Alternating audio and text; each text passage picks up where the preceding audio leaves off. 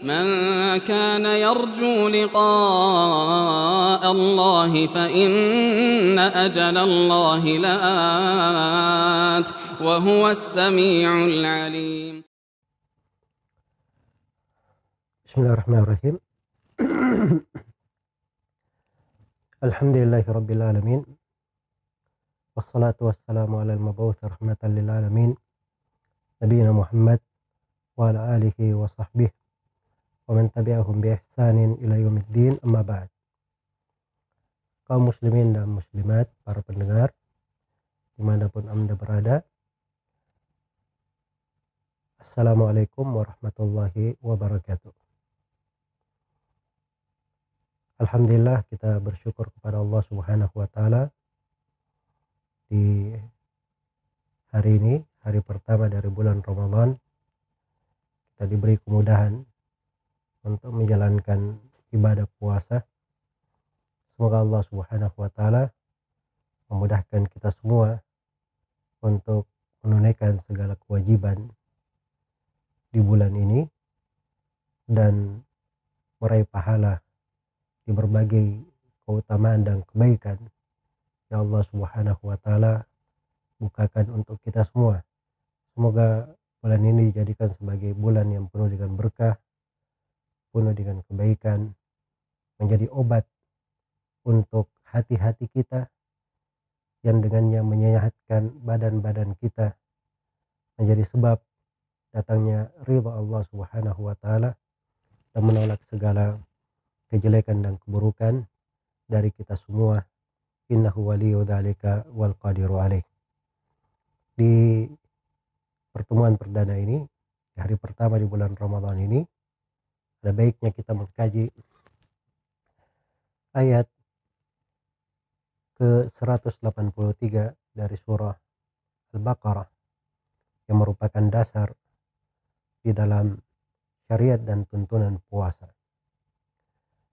A'udzu billahi minasyaitonir rajim. Ya ayyuhalladzina amanu kutiba alaikumus shiyamu kama kutiba alal ladzina min qablikum la'allakum tattaqun. Wahai orang-orang yang beriman, telah diwajibkan atas kalian berpuasa sebagaimana telah diwajibkan atas orang-orang sebelum kalian, supaya kalian bertakwa. Di awal ayat dimulai dengan panggilan ya ayyuhalladzina amanu, wahai orang-orang yang beriman. Seruan keimanan, karena memang puasa adalah bagian dari keimanan dan dia di dalam keislaman adalah rukun asasi, salah satu dari rukun Islam. Dan dari sudut keimanan itu adalah sifat menonjol bagi orang-orang yang beriman dari kalangan para nabi dan para rasul. Maka dipanggil dengan seruan ya ayyuhalladzina amanu. Siapa yang berpuasa dengan keimanan, maka disiapkan untuknya berbagai kebaikan. Di antaranya Rasulullah SAW bersabda dalam hadits Abu Hurairah riwayat Bukhari dan Muslim, "Man shama Ramadhana imanan wa ihtisaban, ghufira lahu ma taqaddama min dhanbi." Siapa yang berpuasa Ramadan karena keimanan dan mengharap pahala, maka akan diampuni apa yang telah lalu dari dosanya.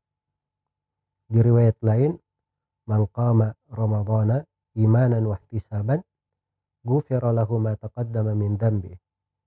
Siapa yang melakukan qiyam salat malam di bulan Ramadan karena keimanan dan mengharap pahala, maka akan diampuni apa yang telah lalu dari dosanya. Di riwayat yang ketiga, "Man qama lailatal qadri imanan wa ihtisaban, ghufira lahu ma taqaddama min dhanbi." Siapa yang berdiri melakukan sholat di malam Lailatul Qadar karena keimanan dan mengharap pahala, maka akan diampuni apa yang telah lalu dari dosanya. maka disebut syarat keimanan, karena memang ini adalah dasar yang menyebabkan amalannya diterima oleh Allah Subhanahu wa ta'ala. Ya ayyuhalladzina amanu, wahai orang-orang yang beriman, kutiba alaikumusiyam, telah diwajibkan atas kalian berpuasa. Penjelasan hukum berpuasa. Hukumnya adalah wajib.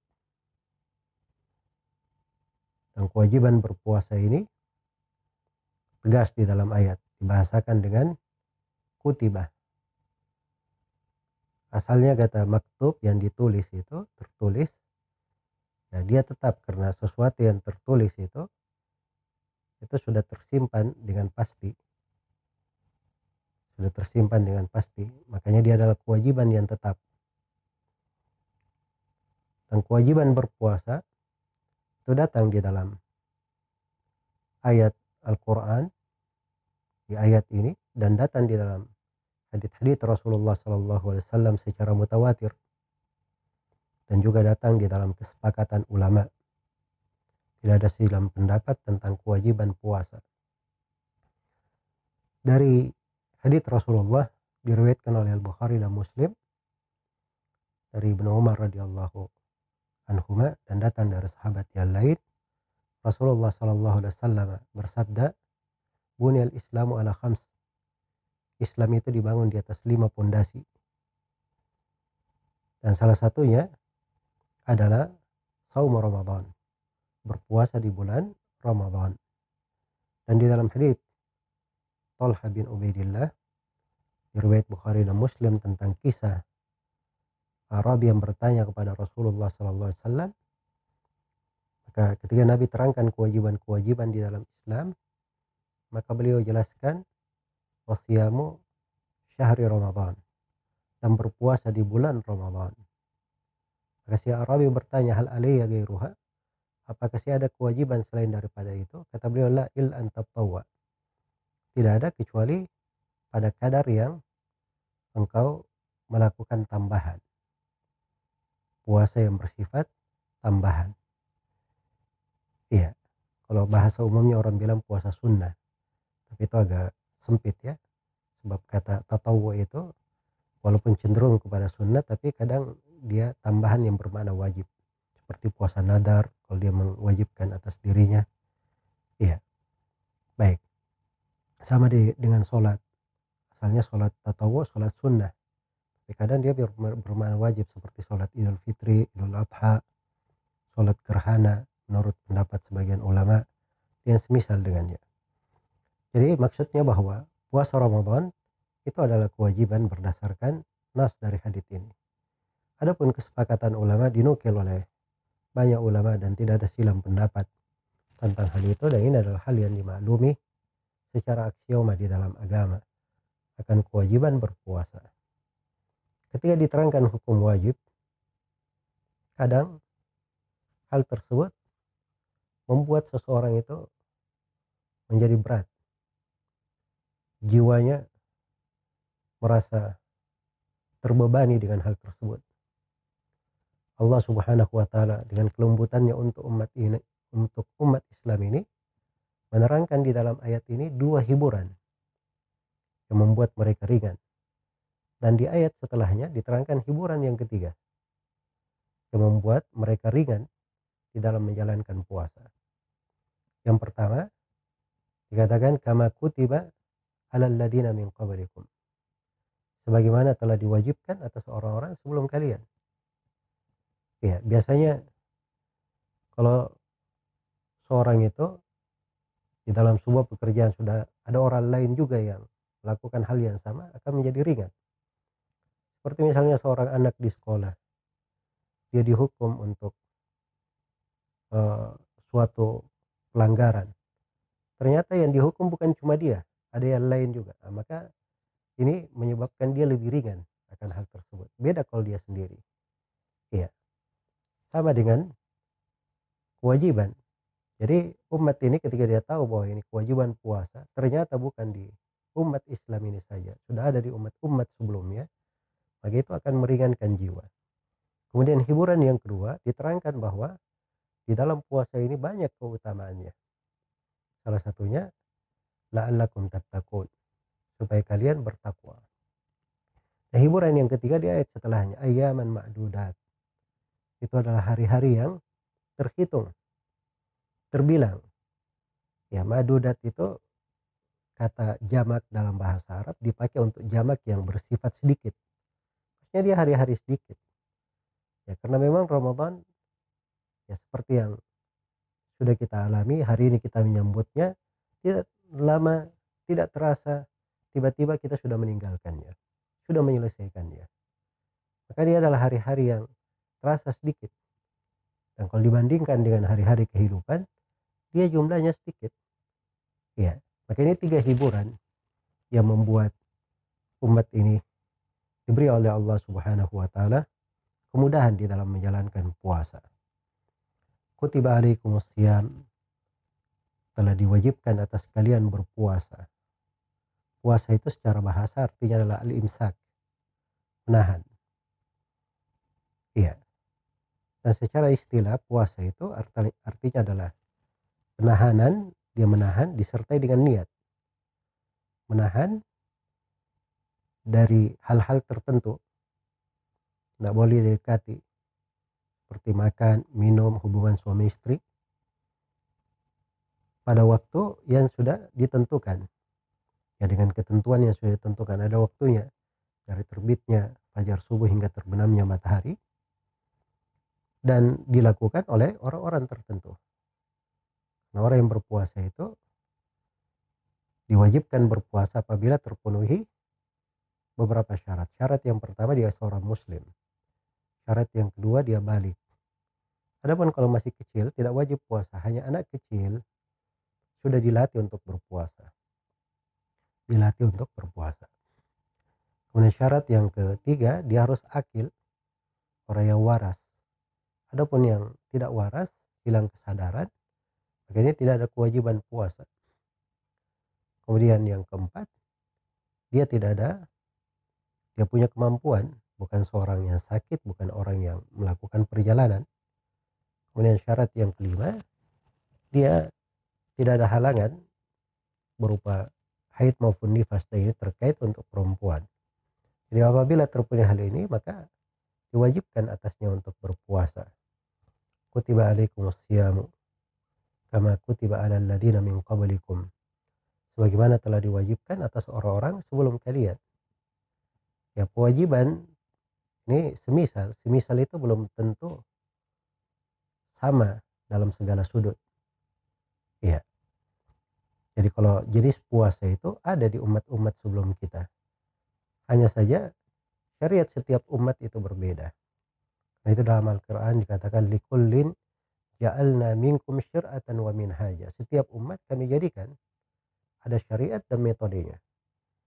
Iya. Misalnya disebutkan dalam Al-Quran tentang Maryam di masa Nabi Zakaria alaihissalam diperintah ya untuk berpuasa dengan cara tidak berbicara. Ya, inni nadartu lirrahmani shauma falan ukallimal yawma insiya. Sesungguhnya saya bernadar berpuasa, maka saya tidak akan berbicara dengan seorang manusia pun di hari ini. Tidak akan berbicara dengan seorang manusia pun di hari ini. Jadi puasa mereka menahan, tapi dengan cara tidak berbicara. Kalau kita penahanan dalam bentuk khusus yang lain, yaitu dalam menahan tidak makan, tidak minum, tidak melakukan hubungan suami istri, ya, maka puasa ini telah ada di kewajiban umat-umat yang telah lalu. Kemudian disebutkan dari manfaatnya, la'allakum tattaqun, supaya kalian bertakwa. Supaya kalian bertakwa. Ya, salah satu manfaat dari puasa itu adalah mendidik seseorang untuk bertakwa kepada Allah Subhanahu wa ta'ala. Takwa itu adalah menjalankan segala yang diperintah dan meninggalkan segala yang dilarang. Ya, dan takwa ini derajat yang tinggi karena pada hari kiamat yang dimasukkan ke dalam surga hanyalah orang-orang yang bertakwa. Innal muttaqina fi jannati wa uyun. Sungguhnya orang-orang yang bertakwa di dalam surga-surga dan mata air. Innal muttaqina fi jannati wa na'im. Sungguhnya orang-orang yang bertakwa di dalam surga-surga dan kenikmatan. Innal muttaqina fi maqamin amin. Sesungguhnya orang-orang yang bertakwa berada di dalam kedudukan yang penuh dengan keamanan. Tilkat darul akhiratu naj'aluha lil ladzina la yuriduna uluwan fil ardi wala fasada wal akibatu lit taqwa. Itulah surga kami peruntukkan untuk orang-orang yang tidak menghendaki ketinggian di atas muka bumi dan tidak menghendaki kerusakan. Dan akibat terbaik adalah untuk orang yang bertakwa. Dan ketika melewati jembatan di atas api neraka, yang diselamatkan adalah orang yang bertakwa. Wa in minkum illa wariduha kana ala rabbika hatman maqdiya. Thumma nunajjil ladzina taqaw wa nadharu adh-dhalimina fiha jithiya.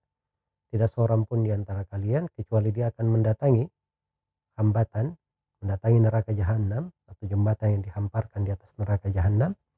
Dan itu adalah suatu ketentuan dari Rabbmu yang telah dipastikan. Suatu ketentuan dari Rabbmu yang telah dipastikan. Semuanya harus melewatinya. Kemudian kami selamatkan orang-orang yang bertakwa. Yang diselamatkan adalah orang-orang yang bertakwa. Dan orang yang zalim dibiarkan jatuh di dalamnya dalam keadaan berlutut. Maka takwa ini adalah hal yang sangat besar. Ya, karena itulah puasa membawa seseorang untuk takwa. Karena di dalam puasa seseorang itu terbiasa melaksanakan apa yang diperintah. Ya, di dalam puasa pendidikan melatih dirinya meninggalkan apa yang dilarang. Karena itu dari semenjak terbitnya fajar subuh hingga terbenamnya matahari, kita tinggalkan hal-hal yang dilarang.